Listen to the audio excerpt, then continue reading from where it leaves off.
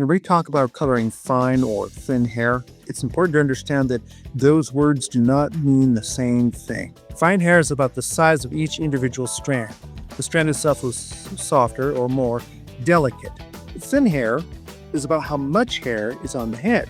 So someone can have fine hair but a lot of it, or fine hair and not very much of it. That difference matters when we color hair because it's a chemical process. In simple terms, color has to interact with the hair strand. It has to get into the outer layer of the hair, affect the natural pigment, the melanin, and deposit or shift by color. With fine hair, each strand is smaller, so there is less structure for the color to move through, and because of that, fine hair may react faster than coarse hair. And that can mean a few things. Fine hair may absorb color more quickly. It may look darker than expected because the color can grab fast. Toners can also take quickly, sometimes faster than we may have planned. And if a lightener is being used, fine hair may lift faster, but it can also become stressed faster, damaged easier. Now, this does not mean that fine hair is bad or weak. It just means that it has less physical substance than a thick, coarse strand does.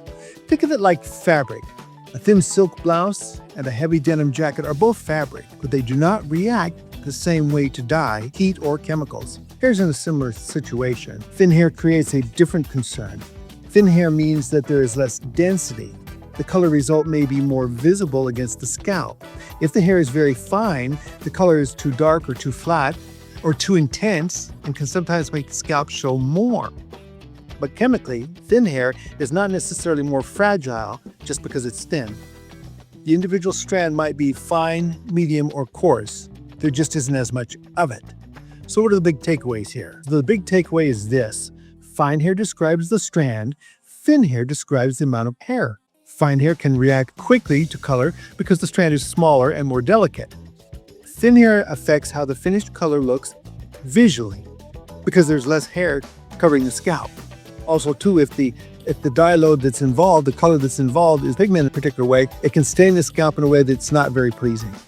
When coloring fine or thin hair, the goal is to be gentle. Watch the timing closely and avoid treating it the same way you would treat very thick or coarse hair.